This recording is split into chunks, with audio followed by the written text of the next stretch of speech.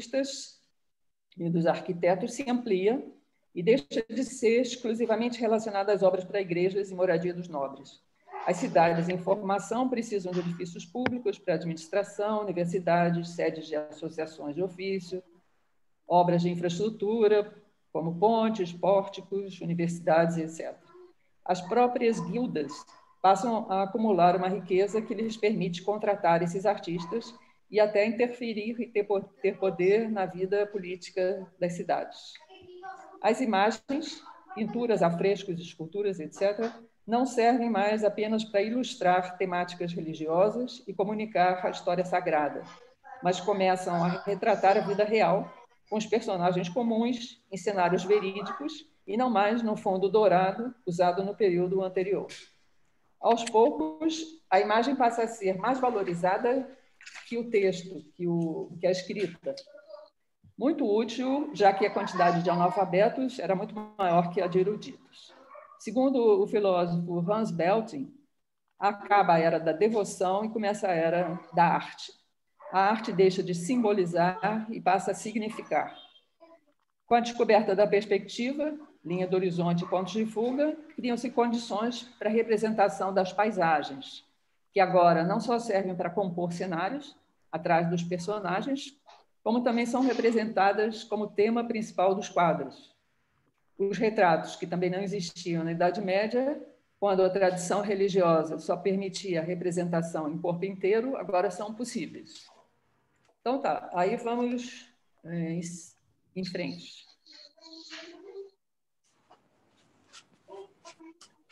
O problema é que não está indo em frente. Deixa eu ver. Ah, sim. Esse é o Brunelleschi, que liderava esse grupo de artistas que foram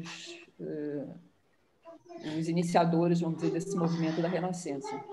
Arquiteto e escultor, tinha profundo conhecimento dos métodos góticos, de construção de abóbadas, todas as invenções técnicas, e com base nesse conhecimento foi que, e pesquisando também ruínas romanas, ele viabilizou, com esse pessoal que o acompanhou, a introdução desses elementos na arquitetura, na nova arquitetura.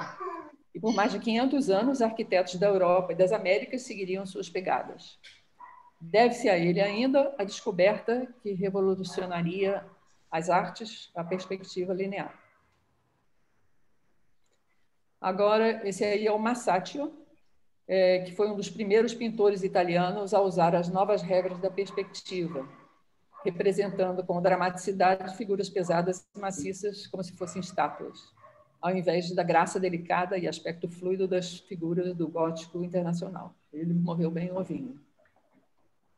Embaixo temos duas ilustrações, essa ressurreição do filho de Teófilo e essa outra obra que é bem icônica, que é a Santa Santíssima Trindade com a Virgem, que você vê perfeitamente a introdução dessa noção de perspectiva, né?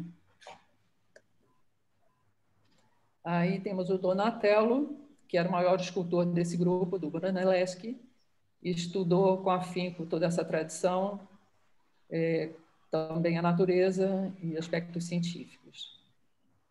As figuras dele são bem estranhas, no sentido que elas não são arredondadas, elas têm uns ângulos. E, segundo o autor que eu li, né, que é o Gombrich, o público deve ter se espantado bastante com esse estilo dele. Aí temos uma cantaria aqui embaixo e o São Jorge ao lado. Aí temos o Alberti, né, que foi... Aí tem só umas curiosidades. Filho ilegítimo de um mercador florentino, exilado em Gênova. Arquiteto, teórico de arte e humanista. Aliás, todos eram humanistas, né? Filósofo da arquitetura e do urbanismo, pintor, músico e escultor. Personificou o ideal renascentista do homem universal, ou seja, o letrado humanista capaz de atuar em numerosos campos de atividade. Está descrito no livro do Vasari. Autor do primeiro grande tratado da arquitetura, eu acho que o Efim vai falar bastante dele, tomou por base a antiguidade. Trabalhou em Florença, Bolonha, Mantua, Ferrara e Roma e tornou-se conselheiro do Papa Nicolau V. E ele dizia que uma obra estava completa quando nada pode ser acrescentado, retirado ou alterado, a não ser que você piore a situação.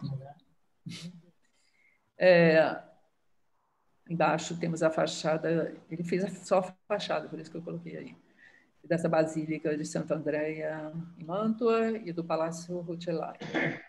E esse templo malatestiano em Rimini.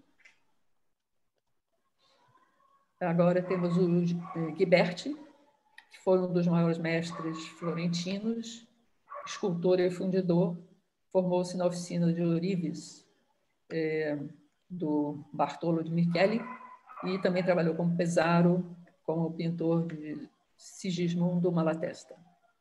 Não abandonou as antigas tradições, mas adaptou elas às novas ideias. Era super detalhista. Aí temos as ilustrações com o sacrifício de Isaac, isso acho que é num portão, esses portões do paraíso ao lado, Esaú e Jacó, que é um detalhe. O Fra Angélico, que era um frade da ordem dominicana, que trabalhou como pintor e autor de iluminuras entre Roma e Florença, aplicando novos métodos do Masaccio, que é tido como referência, né, para expressar suas ideias tradicionais de arte religiosa. Suas figuras não lembram seres reais. Ao ingressar no convento, já tinha recebido treinamento artístico. E tem essa curiosidade também de que ele foi exilado com o resto da comunidade dele, porque se opunha ao Papa Alexandre V. E aí temos as ilustrações da adoração dos Reis Magos, a Anunciação e o Juízo Final. Temos o Paulo Uccello, que também era de Florença, se destacou pela maestria nas pinturas em perspectiva e impressão de relevo. E já começava a usar o claro-escuro. Era obcecado pela perspectiva. Aí se dizia que ele passava as noites tentando entender os pontos de fuga. E usava para dar uma sensação de profundidade e não para narrar histórias. Consta que ele ficou tão deslumbrado que se empenhou em fazer que as figuras parecessem entalhadas. É bem legal o trabalho dele, eu acho bonito. Batalha de São Romano, é um tríptico, né? Eu coloquei só 2. Vamos à frente. Benozzo Gozzoli, também de Florença, discípulo do Fra Angélico, tinha uma visão diferente, também deslumbrado com a perspectiva, e retomou o estilo gótico tradicional, ou internacional. Por exemplo, nas pinturas da Capela dos Médici, do palácio particular deles. Então, tem a vida de Santo Agostinho, tem o autorretrato dele, que é interessante, né? Que ele coloca essa mão numa posição estranha. Meu Deus. A jornada dos magos a Belém, embaixo. Aí o Botticelli, que é bem mais suave, né, que os outros, eu acho. Também nasceu em Florença, foi aprendiz do Filippo Lippi, num dos quadros dele mais célebres, que era sobre essa mitologia da Vênus. Adotou as inovações do Masaccio, mas usava muito elemento decorativo, na verdade. Então, ele abria a mão, muitas vezes, do realismo em prol da harmonia na composição. Essa pintura foi encomenda do Lorenzo de Médici, que também contratou o Homérico Vespúcio quando esse descobriu o mundo, o novo mundo. Aí temos o retrato da Simonetta Vespucci, talvez seja a filha, né, do Vespucci, não tenho certeza. O retrato de um jovem. E aí temos a Andrea Mantegna, é o pintor e gravador na Itália setentrional, também muito influenciado pela arte de Florença. Era o aluno preferido do Francesco Squarcioni, que era um pintor de Pádua. E lá também atuavam o Cello, Lippi e Donatello.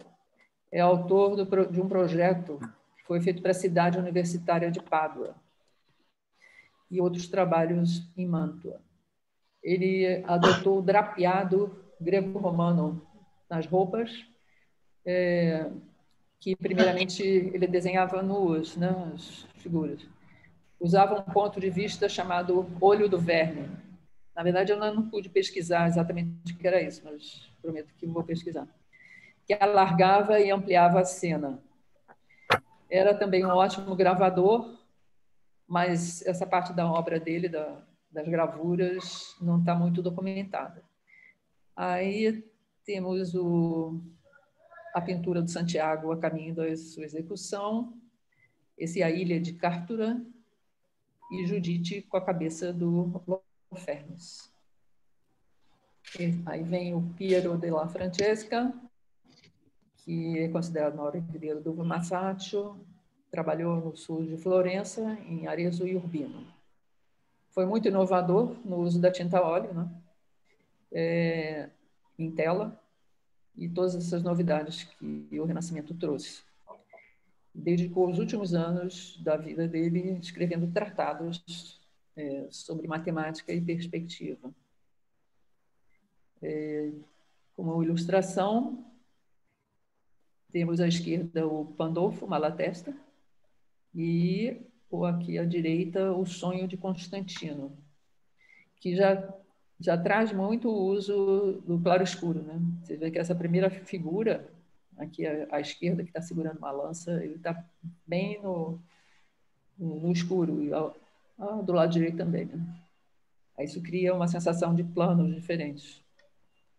Embaixo, essa pintura muito famosa, que é a Flagelação de Cristo, que tem o uso da perspectiva muito, muito claro, né?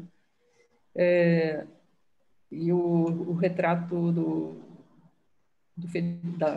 na verdade, a Batista é a mulher, né? Batista Sforza e Federico Montefeltro. Aí temos o Van Eyck, nascido na Bélgica, da Bélgica de hoje. Ao contrário dos pintores do Sul, ele tinha a intenção de espelhar mesmo a realidade, acrescentando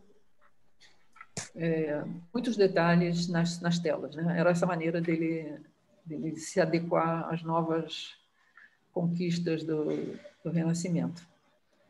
Quer dizer, na verdade, ele ainda estava vinculado à herança do gótico internacional, mas ele superava isso acrescentando essa infinidade de detalhes.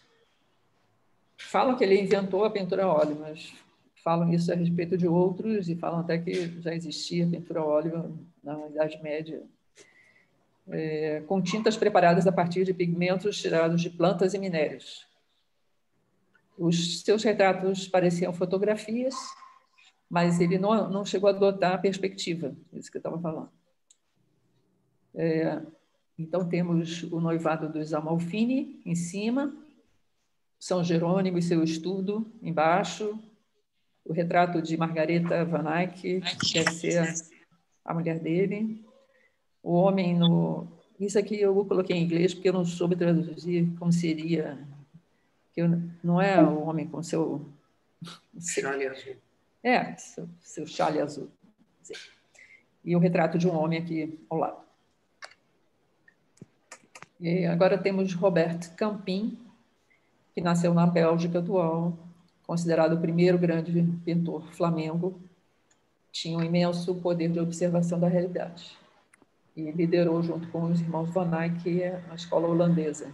do Renascimento. Temos em cima o retrato de um homem e uma mulher, embaixo o retrato de um homem robusto, ao lado o retábulo de Merode, que é um tríptico, com as diversas faces da vida cotidiana, numa representação com muito simbolismo. No primeiro painel, é o primeiro painel que se honra São José, o pai do Jesus. Tá?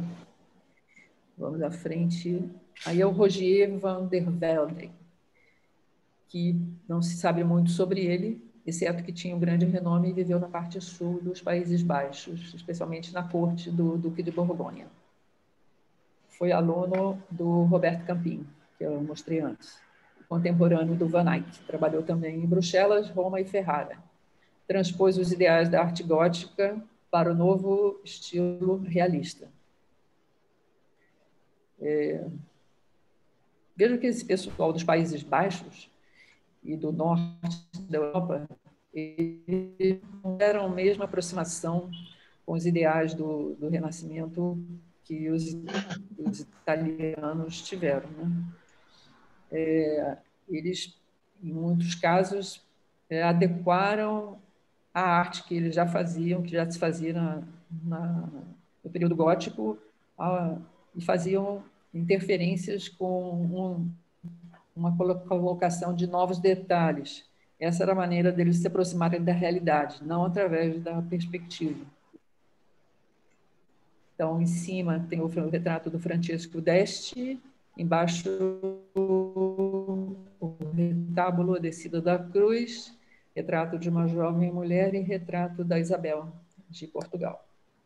Agora, aí temos o Hugo van der Goes, que é um pintor, desenhista, miniaturista flamengo de grande expressão, que chegou a ser chefe da guilda local de artistas. Ele tinha um problema mental e passou os últimos anos exilado no monastério, segundo esse autor que eu li, com crises de culpa e melancolia. Muito influenciado por pintores como Van Eyck e Van der Weyden.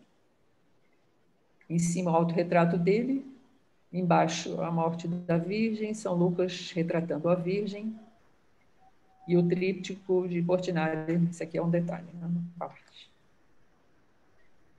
Esse é um outro sobre ele mesmo. Na verdade, eu quis trazer esse caso aqui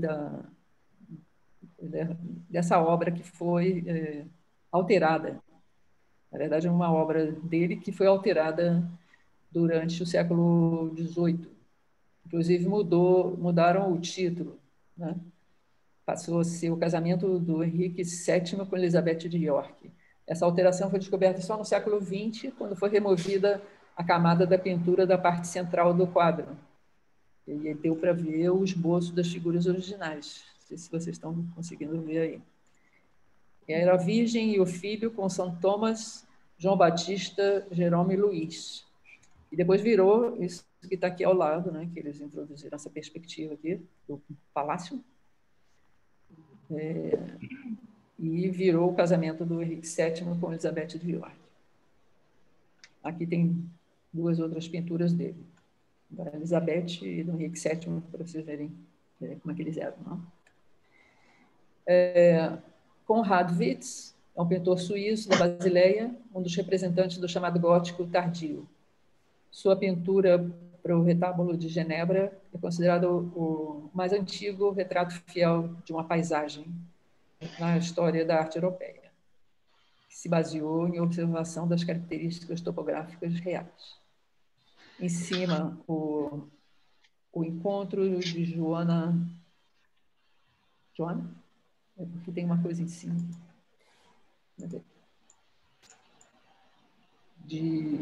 Joaquim e Ana, no Pórtico Dourado. Embaixo, a Pesca Milagrosa, que eu acho que é o mais famoso quadro dele, que é o Retábulo de Genebra. Depois o Salomão e a Rainha de Sabá e a Santa Conviada.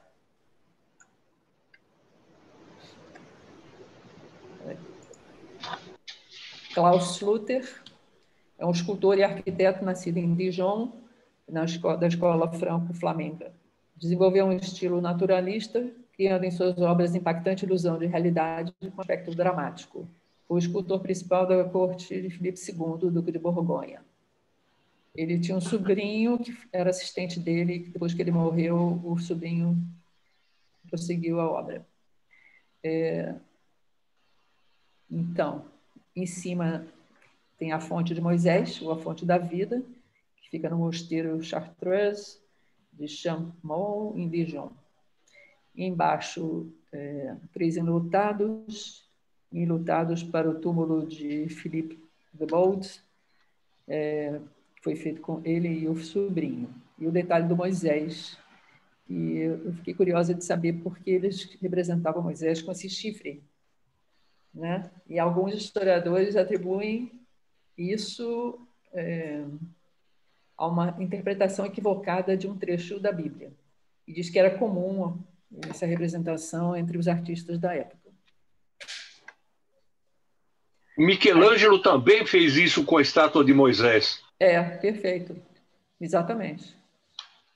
Agora, qual foi essa interpretação? A gente pode pesquisar se interessar. Não, parece que eram raios que saíam da cabeça dele, pelo menos eu li, porque eu também achei estranho isso daí. Desculpa te interromper, viu, Miriam? Não, tudo bem. Tá. Mas parece que em algum trecho da Bíblia diz que ele teria raios de luz saindo da cabeça dele. Uhum. E esses raios, os escultores representam como alguma coisa que parece chifre.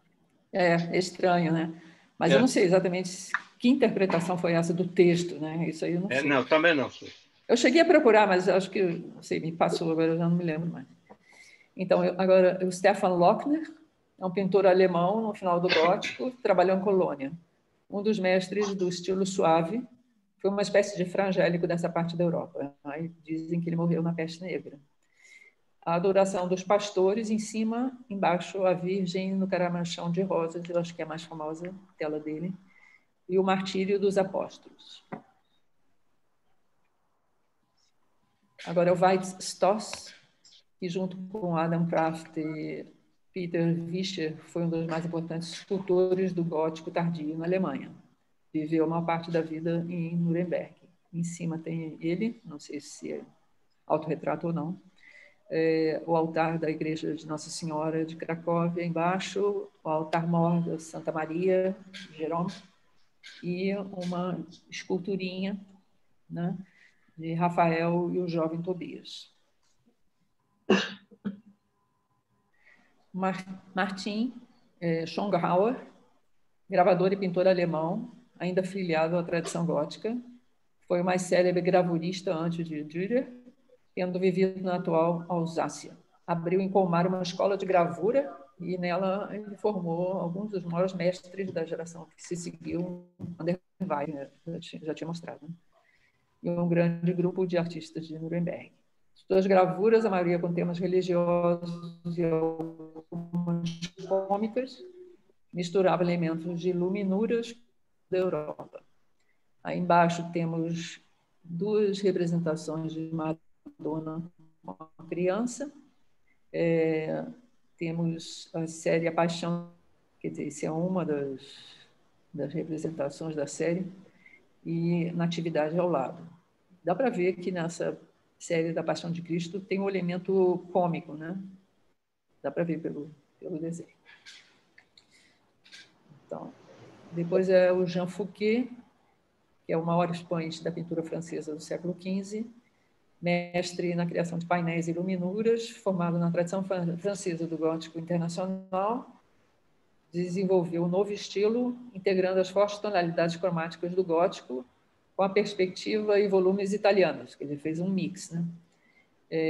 Assim como a inovação naturalista dos artistas flamengos, diversas influências. Foi pintor na corte de Luís XI.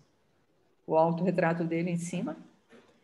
E embaixo, o díptico de Melun, em que retrata à esquerda Etienne Chevalier, tesoureiro do Carlos VII da França, com seu padroeiro Santo Estevão. E à direita, a Virgem, inspirada na amante do rei Garnier-Sorel. Ao lado aqui, a chegada do imperador em Saint-Denis. E acabamos.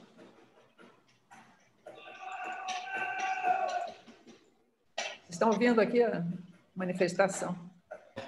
Ô, Miriam, parabéns, viu? Tá muito bom. Excelente a pesquisa, principalmente dos artistas de fora da Itália.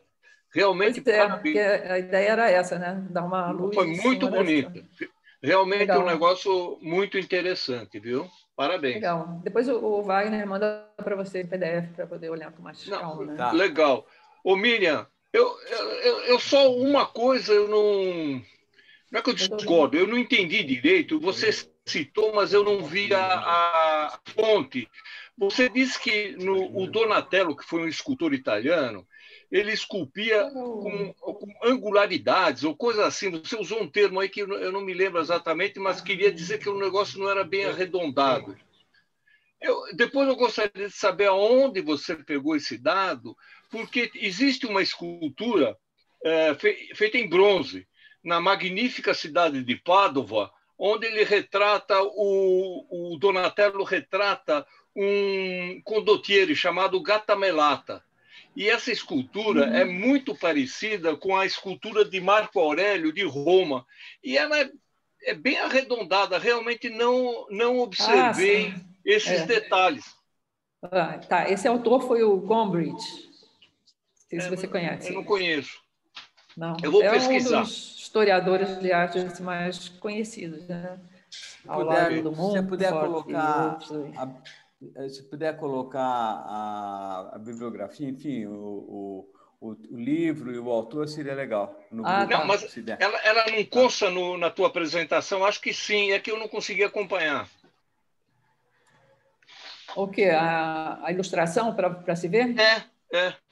Ah, peraí. Entrei.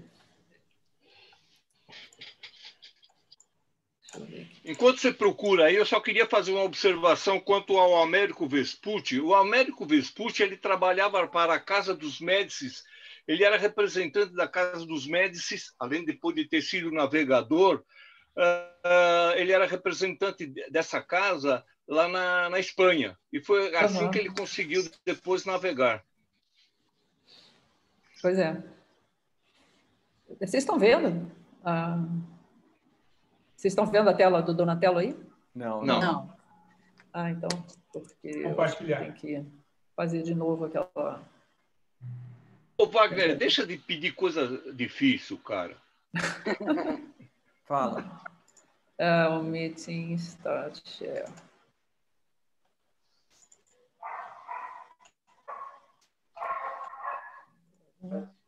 Agora sim. Não é?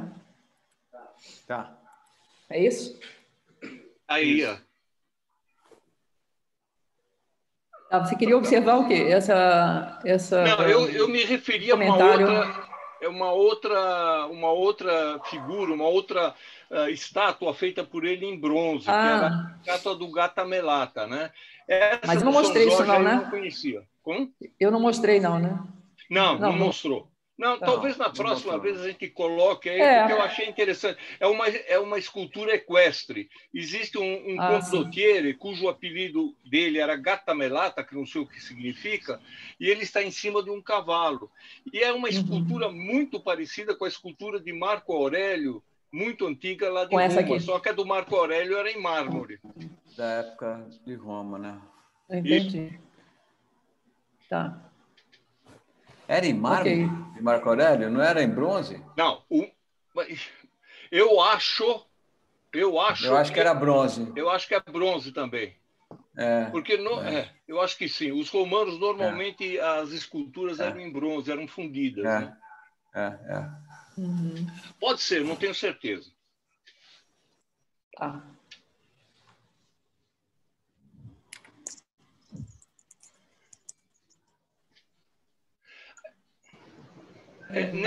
Nisso que você... suas figuras, você estava dizendo que as figuras são abruptas e com movimentos movimentos abruptos e angulares. Talvez isso aqui não ilustre muito isso, né?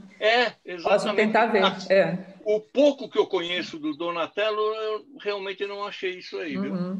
Mas... porque esse autor comenta até realmente que ele espantou o público. O público ficou... abrir para eu poder ouvir o que está acontecendo. É porque isso aqui é muito baixo. Não está. Não está? Não está funcionando. Tá. Deixa eu ver se está. Então... Não, legal.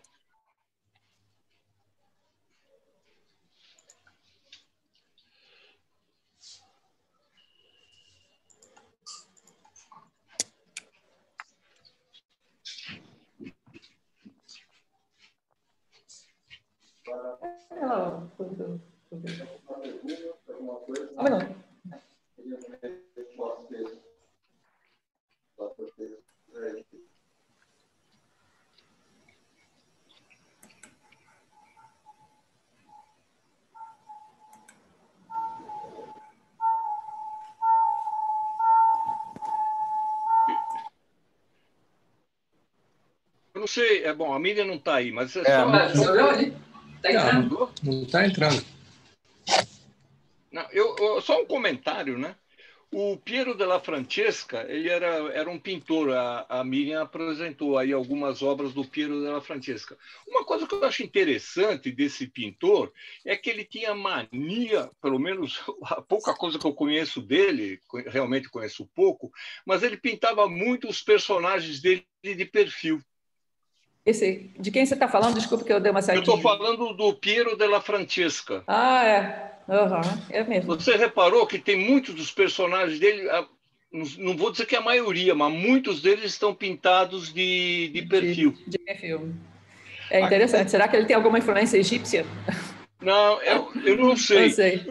Eu andei pesquisando isso por curiosidade, e um dos quadros que você mostrou era do Frederico de Montefeltro. Isso. E ele justifica, a figura dele, eu acho que se justifica ser de perfil, porque ele tinha participado de um torneio equestre, aqueles que o camarada vai com uma lança contra outro cara com uma lança, e ele tinha sido espetado no olho por uma lança. Ai, que horror. Engraçado, né? E ele sobreviveu. E, bom, aí eu entendo, porque ele ficou com um lado do rosto totalmente deformado. Eu não sei não deve ser por isso, não. Não sei se foi essa a razão, mas ele fez isso em outras pinturas, em outros quadros deles também, né? Eu não sei, a incidência, né? A quantidade de obras que ele fez de perfil. Eu achei... porque eu vi algumas obras dele, Miriam, e eu vi que boa parte delas, os personagens estão realmente de perfil, mas de perfil realmente 90 graus. Eu andei dando uma pesquisada e achei essa singularidade, mas realmente acho que é uma singularidade. Pode saber depois, né, se tem alguma razão, né? Bom, realmente é mais fácil pintar de lado, né? Haja visto os egípcios que faziam assim. Mas acho que ele não optaria pelo mais fácil, não. Acho que também acho. Não é bem do tipo. Também acho. Miriam, vou circular, então, essas duas apresentações, tá? Tá bom. Para o pessoal. Ok. Porque você tinha feito isso, mas eu acho que venceu o prazo. E não sei se todo mundo tinha conseguido baixar. Eu tinha circulado o vídeo. Foi o vídeo? Mas não a apresentação. Eu entendi que era o PDF. Foi o vídeo. Não. Foi o vídeo. Eu pedi para o Wagner me arrumar o PDF, porque eu achei que o PDF que você fez, tanto dessa como da anterior, muito bem feito, muito bacana. Então, eu caprichei. O Wagner me mandou o PDF. O layout está muito legal, está super organizado. Muito bem feito, realmente está caprichado, viu? Parabéns. Legal. Deu um certo trabalho, mas valeu. Não, verdade. Bom, então, na semana que vem nós vamos ter o EFIM, certo? Sobre arquitetura no período da Renascença. Isso. Certo? Tá.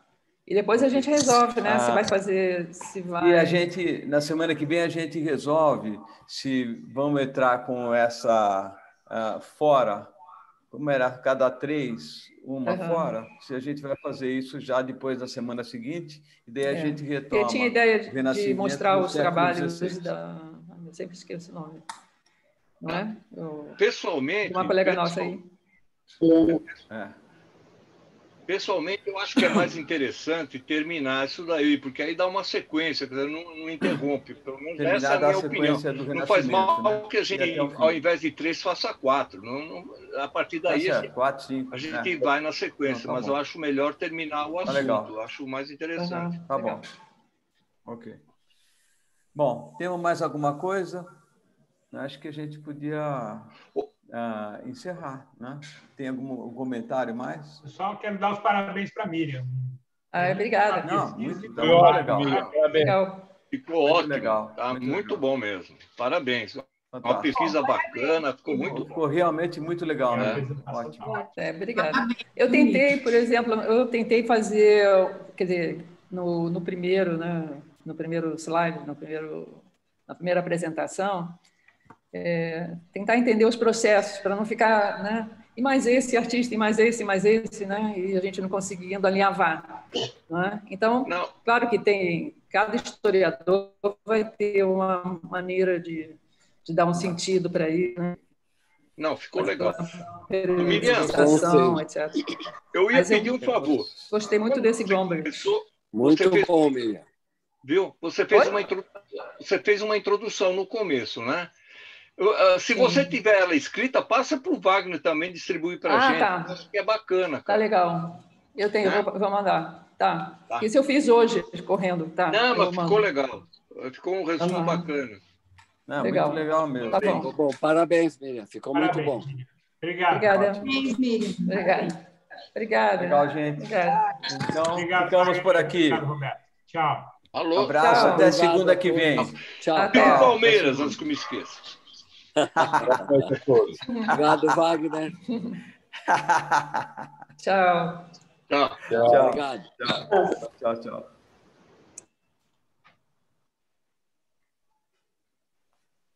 Tchau, pessoal. Tchau. Tchau. Tchau.